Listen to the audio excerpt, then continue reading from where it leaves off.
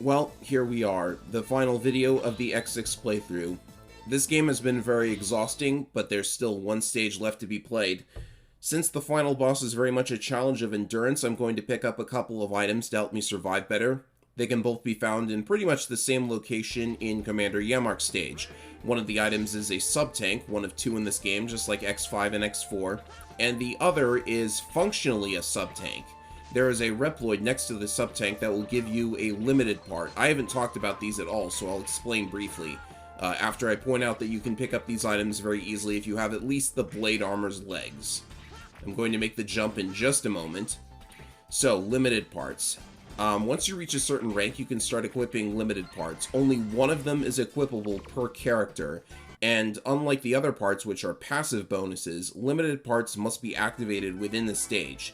They can be activated once per continue, not once per life. If you use one and then die, then you would have to exit the stage and come back in order to be able to use it again. The part that I just picked up is full recover, and it does exactly what you think it does. It recovers all of your health in one go, just like a fully filled up sub-tank. And speaking of sub-tanks, you might wonder if they're any good, considering that on Extreme mode the enemies don't drop any health.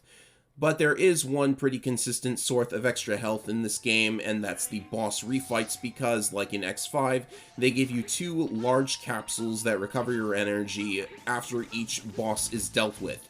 So you can use those to fill up your sub-tank, especially if you have the super recover part, because that increases the amount of energy that the energy capsules give. Anyways, now that we're into the obligatory boss rematches, I should mention that this game does something a little interesting with them at least. In X6's rematches, all of the bosses you face are at level 4. Now, I had never talked about boss levels in X6, so I will talk about them here. Unlike in X5, boss levels always range from 1 to 4 and are completely dependent upon your hunter rank, which in this game is based completely upon how many souls you've collected.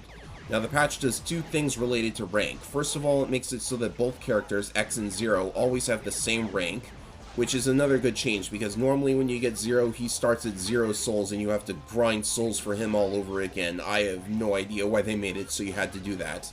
The other change is to the number of souls required for each rank. In the original version of the game, level 4 bosses won't start appearing until you reach 5,000 souls, which is, yeah, how was anyone expected to grind that far? I'm not even sure what bosses can do at level 4 that they can't normally. But I know one thing that's interesting. If you fight Nightmare Zero at level 4, then when you unlock Zero, he will have his black armor from the previous two games. Which is interesting because Nightmare Zero becomes completely inaccessible if you get the cutscene that you get at 3,000 souls collected that unlocks the final stages of the game.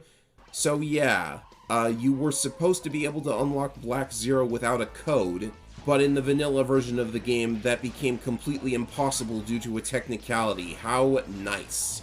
As for this patch, it changes the number of souls required for that cutscene to the point where you are able to fight Nightmare Zero at level 4, and therefore are able to unlock Black Zero without a code. So if you input the code for Ultimate Armor X, then you will have both Ultimate Armor X and the ability to unlock Black Zero later if you so choose. Now, I wanted to get Black Zero for this playthrough because Extreme mode with regular Zero is very, very difficult. Zero still has his very low defenses if he doesn't have the black armor. However, I was unwilling to grind souls in order to get the number of souls required in order to start fighting level 4 bosses, so I wound up not unlocking Zero entirely. Sorry. But if you are interested in Zero's ending or some Zero gameplay, then my old playthrough of X6 from years ago is still on my channel. I mean, it comes from a time when my video making skills were still improving, but it's still a pretty good playthrough, I would say, and one of the screenshots from that playthrough actually found its way to Proto Dude's Rockman Corner, if you can believe that. That was pretty amusing to find out. I mean, I'm pretty sure it was my screenshot. I could be wrong, but that would be a very specific screenshot to go out of your way to get. Anyways, I've been putting zero effort into commentating over these bosses because there's still really not that much to speak about. Even at level 4, even with the extended health bar, which is not that long. I mean, if the health bars were as long as they were in X5 at this point, then this would be taking way, way longer, and you'd be looking at a much, much longer video. So, it's a good thing that the health bars are where they are right now. Hey, since we're looking at Metal Shark Player, we might see more of those cameos from previous X games.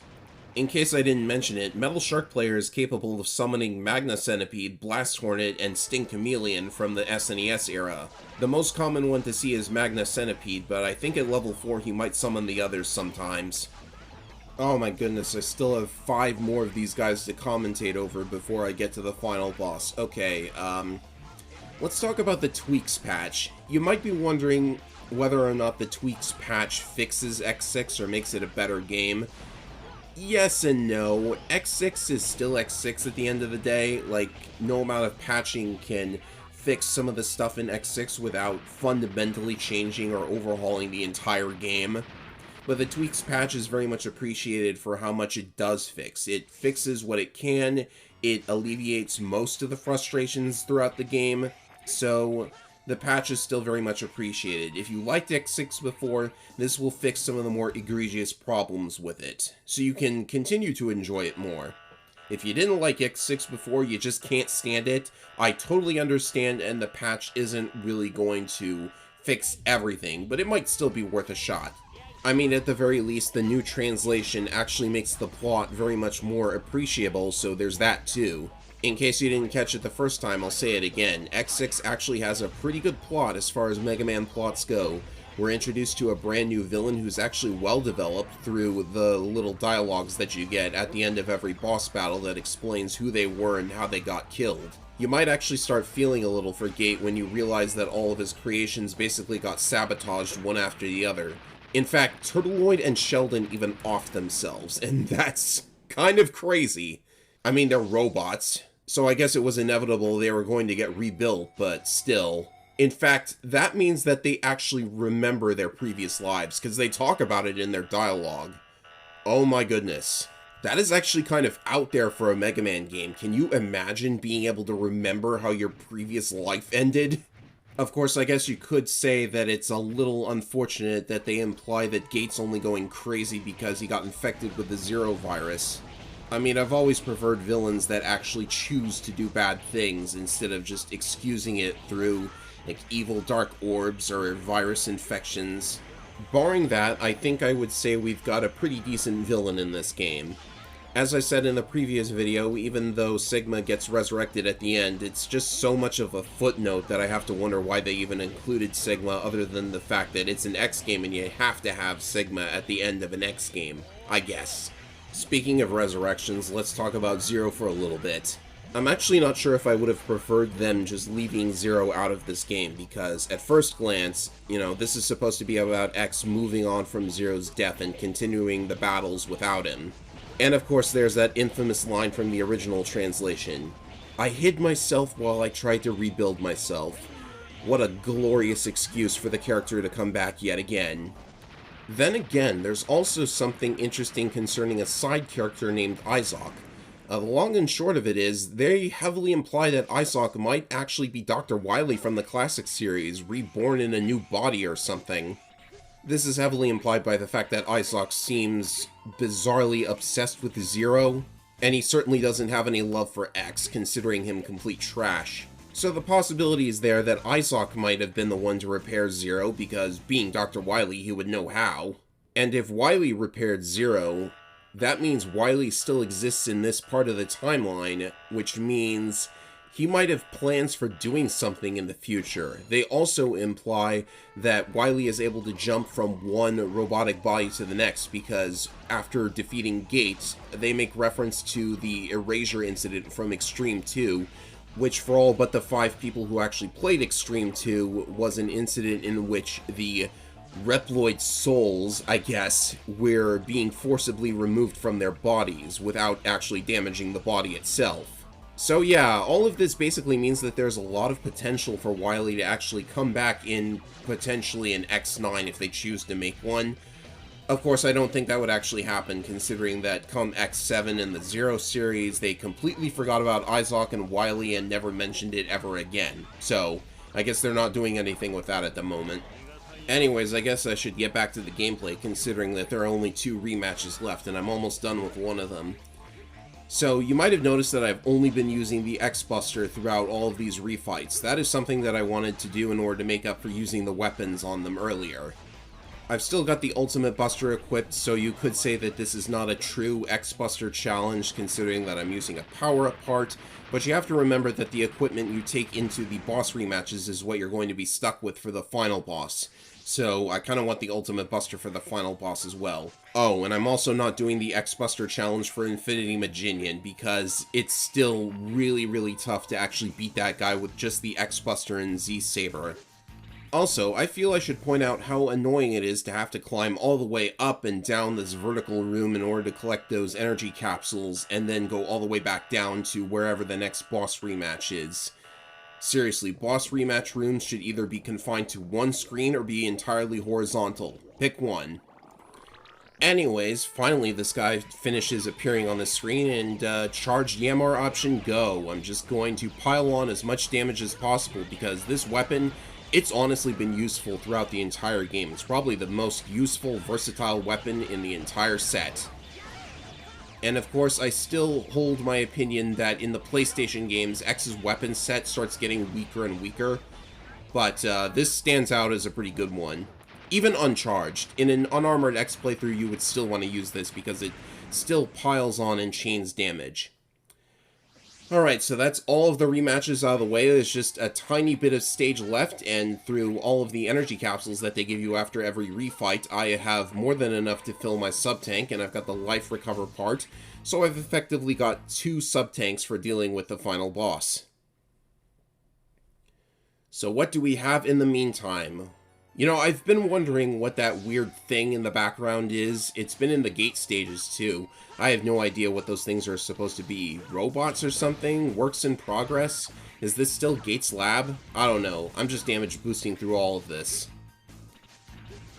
And luckily, I also found out that if you game over at this point in the game, then you are sent back to just after the refights, instead of having to do the refights all over again. I think you had to do that in X4, and it was really, really awful. I have no idea what that row of spikes is there for. It's not going to catch anybody, I don't think. They're going to go straight for the door. Okay, here we go. I actually like this design for Sigma's body. It's literally a zombie. Whether that just represents how incomplete Sigma's body is, or whether it's a jab at what the X-Series became after X6 is up for debate. And when they say this body is incomplete, oh boy do they mean it. Much like Blizzard Wolfang, this is one of those battles that can be extremely easy or somewhat difficult depending on what the RNG says, because the boss's actions here are complete RNG. Sometimes he will just walk towards you and do nothing. Sometimes he will spam attacks and get some hits in.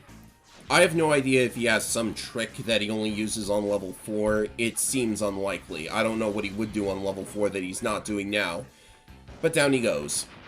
By the way, they didn't actually bother making a theme specifically for that form. They just used the stage theme for that battle.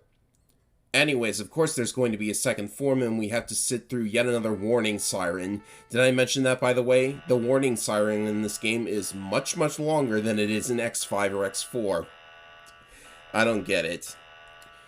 Okay, the final boss. This final boss is really something if you ask me. I mean, if you don't have some kind of armor like the Blade or Shadow armor, then this guy can actually be pretty difficult. The first thing he does is he shoots out these enemies, which on normal mode would drop items for you if you kill them. They can drop extra lives, they can drop health recovery, etc. So, if you're thinking that this can't be that difficult because the enemies give you health, I should remind you that we are on Extreme mode, so the enemies do not in fact give you health. So this is going to be one difficult endurance challenge. And I can't even destroy these things all that easily. The armors in Zero and stuff can just shred them instantly. And as you no doubt have already noticed, the only opportunities you have to actually damage Sigma here are when he opens his big mouth to fire that laser. He has a couple of other attacks where he opens his mouth too. And interestingly, his weakness appears to be the ground dash. I don't know why, but it stops him from doing the rest of his laser attack, which is actually a bad thing because you'd want more opportunities to hit him. The Falcon Armor's Giga attack can at least chain damage on him. I think all of the Giga attacks in the game can chain damage on him, so that's one way to shred his health very quickly. But the Falcon Armors is not that reliable, so I am going to be using a combination of his weakness, and in order to deal with the little enemies, the various charged special weapons especially come in handy, particularly the Metal Anchor and the Ray Arrow. I've also nearly forgotten to mention the music for this fight. It is actually this weird remix of the two final boss themes from X1 and X2. Like with the X2 remix from the gate stages, I'm not really sure why they decided to go with a remix. Maybe it's to have some sort of finality to what's most definitely going to be the final PlayStation X game. I can't really imagine them thinking that they would ever make another X game on the PlayStation. The PlayStation 2, for sure. But I guess they wanted to cap off the final PlayStation game, so there you go. And as you can see, this spot that I'm hiding in right now is actually very safe. You can avoid most attacks this way, including from the green enemies and from lasers like this. However, this won't keep you safe from the little shots that the green heads like to fire off, and sometimes that green platform thing will come over to the right and stab you. And then also there's this attack, which I think is his desperation attack, where he shoots out these black balls that I don't think you can avoid unless you like get on top of the green thing, because it is a platform. You can stand on top of it. But I don't think this is the most reasonable attack in the world. Best thing to end a game like X6 on, I suppose. So as you can see, the strategy is clean out all of the smaller enemies with things like the charged metal anchor, and then when he opens his mouth, you go in for some kind of attack on the head. Maybe a charge shot, maybe try some saber slashes. Special weapons besides the ground dash can't really do a number on him. I think he's immune to everything but the ground dash. And the ground dash itself will cause him to stop whatever attack he is doing, which normally would be bad because it robs you of further opportunities to hit him, and this fight will take a long time if you don't take every opportunity to hit him. But when he does this attack, this is one attack that you might want to interrupt, and woe is me, I'm out of ammo, so I have to take all of the punches that he gives from here on out. Luckily, I still have the sub-tank and the life recover part, so I'm going to be able to heal up twice, which is more than enough. That should give me plenty of opportunities to use the Falcon Armor's Giga attack as well. Which I will also remind you at this time that it gives you complete invincibility frames for a very long time, so that's also something you can abuse. You should be able to charge it up after you take or deal enough damage. Anyways, the fight is over. I guess talking through it made it go by a lot quicker than I imagined it would. So that will in fact conclude the X6 playthrough. X only, Falcon Armor only for the most part. I did use the Blade Armor a couple of times. Extreme mode, that was quite a ride. But it's finally over, and now we can roll the credits. Ah yes, I am very familiar with this credits screen because when I was a kid, I would beat the final boss over and over again just to hear this tune. Like X6 for some reason. Oh, by the way, Zero's underpants. Zero's metallic underpants. I told you that was coming. So, X6 was actually my first exposure to Japanese music because for some reason, like, the Mega Man X games have had anime-esque openings with, like, Japanese music and stuff, but in X6, normally for this series, they would replace the Japanese music with some kind of instrumental tune because I guess licensing prevents them from using the original tunes because they're real bands that come up with these songs. But for X6, they kept all of the music from the original Japanese version of the game. So this is my first exposure to Japanese music, and I've been much happier for it. Of course, I should probably not be talking over this amazing music, but you can look it up on YouTube if you want. Highly recommended. Look at these credits, by the way. Who the heck is Ryutaro's mama? I don't know why you would want to be called that in the credits. Unfortunately, in the Legacy Collection that's on, like, PS4, Steam, and stuff, they took out this music because they didn't want to relicense the music, so there's brand new music here. And I guess they would have just blanked out all of the names in the credits, like, of the people who wrote this song, which is really unfortunate, but what are you gonna do about it, I guess? They were able to keep this music in the X collection that was out on the PlayStation 2, Xbox, and GameCube. However, bizarrely, they cut out all of the voice acting for that version. So they blanked out all of the names of the actors, which caused, like, there was just this blank screen. There was just the artwork and no credits over it, which was really weird.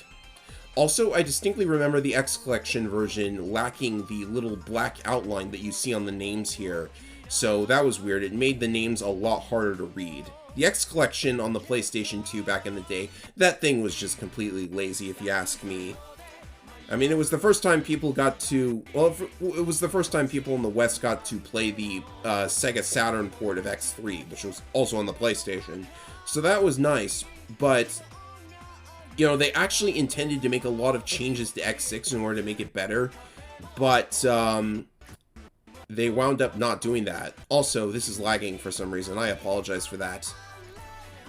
Hilariously, they actually, like, you'll see this if you look up my original playthrough from years ago. It was the X Collection version. They changed some of the text.